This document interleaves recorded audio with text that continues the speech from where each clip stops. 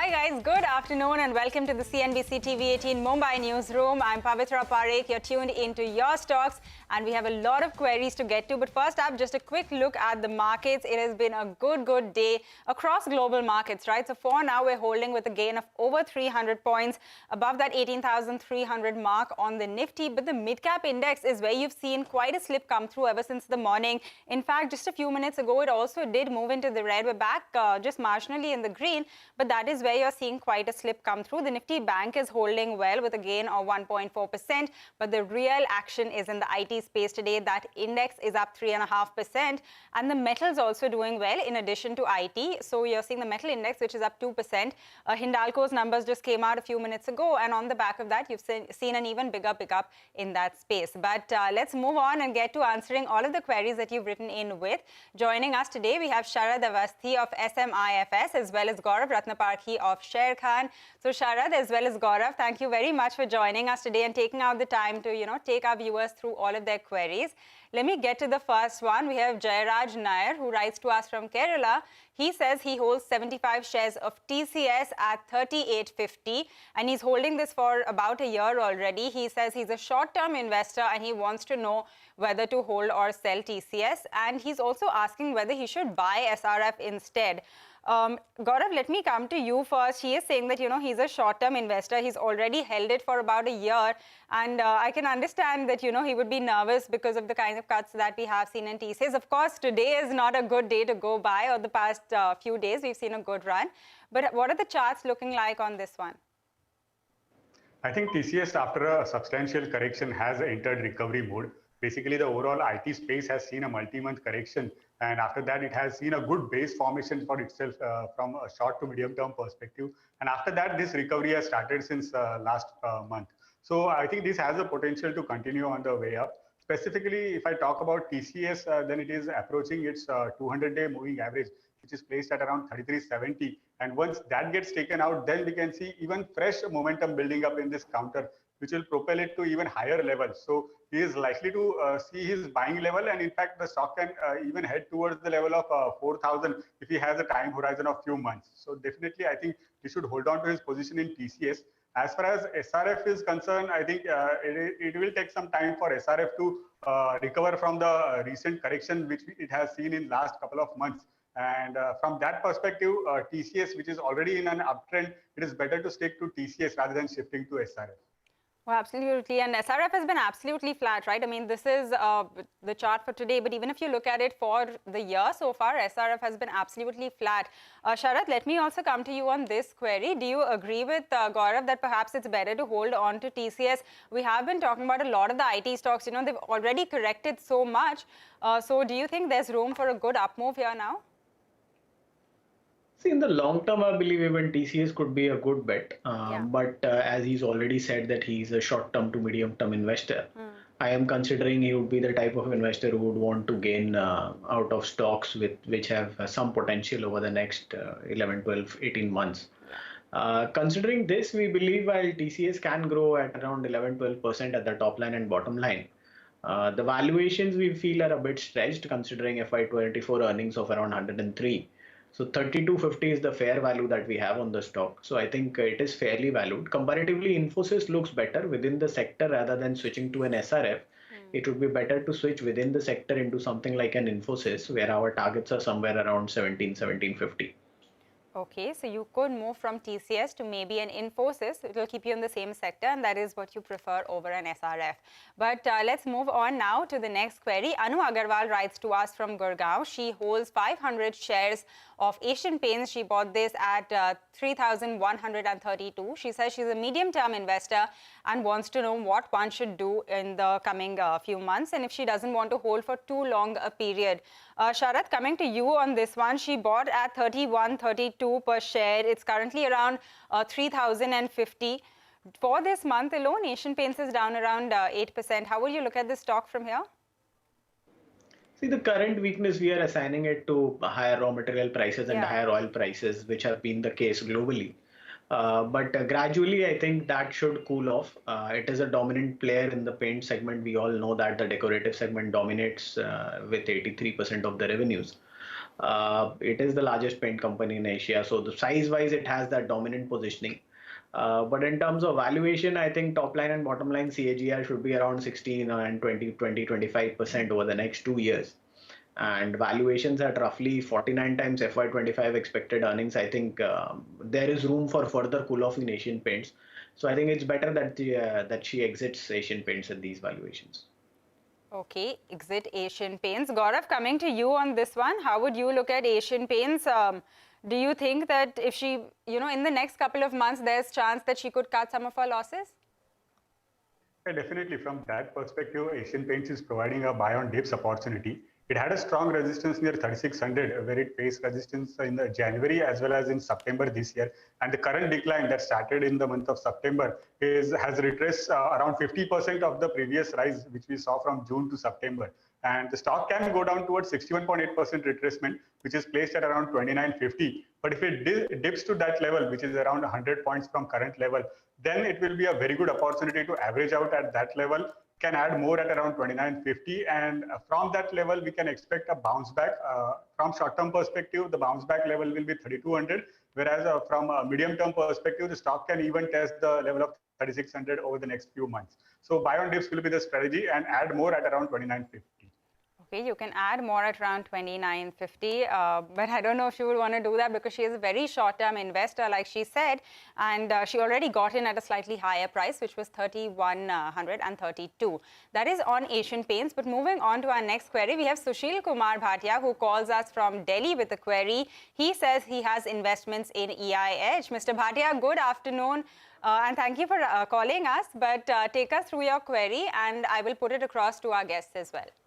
Yeah, thanks for taking my query. I hold 1,000 shares of EIH at around 60 per share, and I've been holding it for almost 10 years now. Okay. So they have not been paying any dividend for long. Yes. Could you tell me how long you're willing to hold? You're a long-term investor. Yeah, I'm a long-term investor. I can hold them for another 2-3 years. Okay. Okay, first of all, you've already made good money on EIH. So let's ask both of our guests what they think, because you bought at 30. The current price for EIH, by the way, is above 180. So he's definitely made good money on this one. For this year alone, by the way, EIH is up almost 50%, 48%. Sharad, coming to you on this, how would you look at it? He's willing to hold on for 2-3 years, so there's no rush. But, I mean, he's made good money. Do you suggest that he get out of this stock now, or there's room for more? No, I would not suggest to totally get out because the picture that is being painted around the hotel segment is very positive. The expectation is that over the next 2-3 years, your annual capacity additions, expected capacity additions are around 3 to 5%, and the demand should be around 10 to 11%. But there could be a bias in this expectation based on the pent-up demand we have seen in the post-COVID era, because on the total industry level, if you look at the numbers, even if pre-COVID numbers are to be considered, the average room rates and the average occupancy rates, they have not gone up very humongously. Considering a 2-year kind of gap, room rates are probably up 8% from the pre-COVID highs. And occupancy is more or less flat at the industry level. But EIH is a different story. It is one of the larger and the premium players. They have been growing at a decent rate. They have a huge inventory and they are following an asset-light model. Leverage ratios are more or less very much in control. So, but valuations are at the peak end of the EV/EBITDA multiples. It is already trading at 25-30 times. So I think it's better he books partial profits, say half of it he can book the profits, and rest of it he can continue to hold for the long term. What is the kind of target that you have on EIH? See, I think if this theory plays out that 3 to 5% kind of capacity additions against a demand growth of 10 to 12%, I think you can easily expect further upsides from here of around 20 to 25%. Okay, 20 to 25% upside. Let's also ask Gaurav what he thinks. Gaurav, how would you look at this stock? Do you think, like Sharad was just mentioning, it's good to perhaps not completely get out of it? Yes, I think he should hold on to his position. After a sharp run up, the stock had a resistance near 200 where it formed a distribution, and since the month of September it is witnessing a sideways action. But if you look at the larger structure, then this sideways consolidation is actually a healthy sign for the larger uptrend, and once this consolidation is over, the stock is expected to resume its larger uptrend. So from that perspective, it is unlikely to fall below its crucial weekly moving averages, which are placed near 170, 165. So that's a strong support zone from medium-term perspective. So he can probably trail his stop loss to the level of 165 and hold on to the position. The stock can initially head back towards the level of 200, and once it heads towards 200 this time, it will have the potential to surpass that barrier and can head towards 216. So 216 will be the medium-term target for this counter. All right, that is the view on EIH. Mr. Kumar, I hope that that helps you, and you've got a complete fundamental view as well as a technical view on this one, and I think they both agree that it's best not to get out of this stock now. There is room for a significant upside even from these levels, and you've already made good money on this one. But with that, it's on to our next query. Jeet Hayu Manavan writes to us from Karnataka. He holds 500 shares of Bank of Baroda. The rate at which he bought it is 92. He says he's a medium-term investor, and he's asking us whether he should hold this investment or he should sell it. We've been talking about the kind of run-up that we've seen in a few of these banking names. So let me come across to you, Gaurav, on this one. Just this month alone, Bank of Baroda is up 25%. What do you think? Is there going to be further upside from these levels? Yeah, that's true. Basically, the PSU banking space has been the flavor of the season, and it can continue to witness a positive traction going ahead as well. So talking about Bank of Baroda particularly, this stock is showing signs of extension on the upside. So he can probably use trailing stop loss mechanism, where he can trail his stop loss and continue to ride the trend. At current level, he can trail the stop loss to the level of 143, which will be below its crucial daily moving averages, and expect the upside towards the level of 187. At 187, he can consider booking partial profit, say 50%. And again, at around 187, he can trail his stop loss to a higher level and hold on to the subsequent target of 200. So use trailing stop loss mechanism and continue to ride the trend. That will be the recommendation. Okay, let me also ask Sharad what he thinks of Bank of Baroda. Sharad, the good part is that he seems to have gotten in at quite an attractive price, right? Ever since he's gotten in, the stock has pretty much doubled. So how would you look at this one? Yeah, I think he's gotten at a right price. Optimism was not so much at probably 90 rupees as it is right now.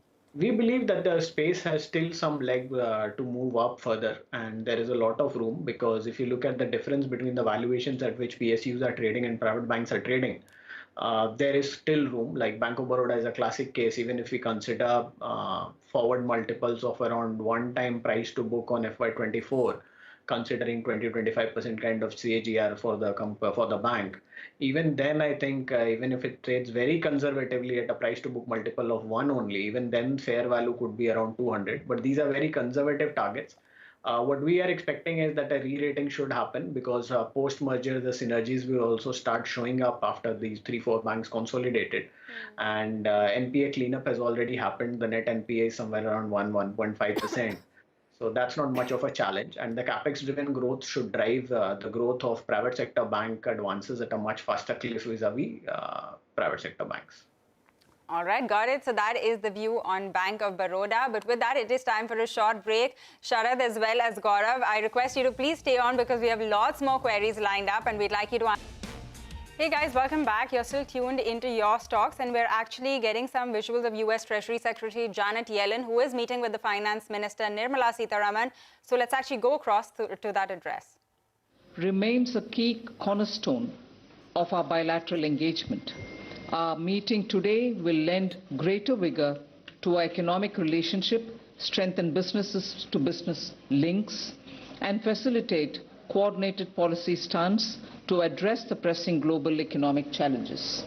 The 9th meeting of the EEFP is also being held against the backdrop of India preparing to assume the G20 presidency.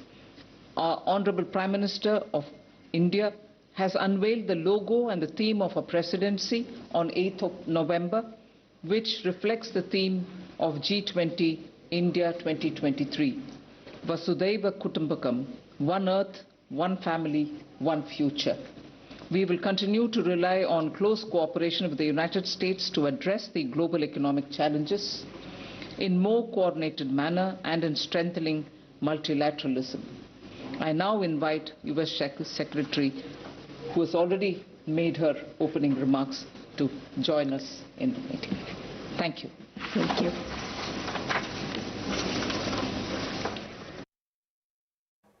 All right, that is the address which is underway from the Finance Minister as well as the US Treasury Secretary Janet Yellen. We will keep bringing you important comments from that. But for now, let's get back to some queries. Actually, before that, you have Hindustan Aeronautics Q2 earnings flashing on your screen. The stock is really spiking up. Profit is up 45% at over 1,200 crores. So that looks quite good. This is versus what we saw last year of around 850 crores.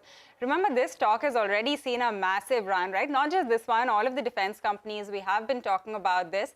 But if you take a look at just HAL for this year, it is over, it's more than doubled the stock. So it's up more than 100%. That is the kind of up move that we have seen on Hindustan Aeronautics. I will keep bringing you some more details as we do get them. But the net profit is up sharply. The revenue seems to have seen a bit of a decline. So let's wait for more details.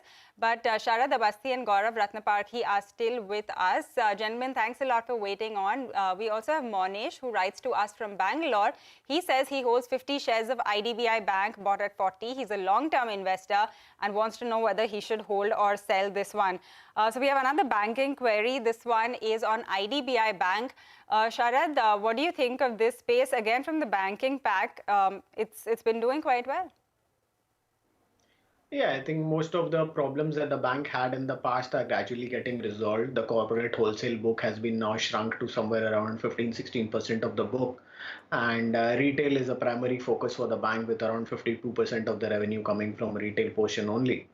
Capital adequacy ratios, etc., are very decent at around 19.6%.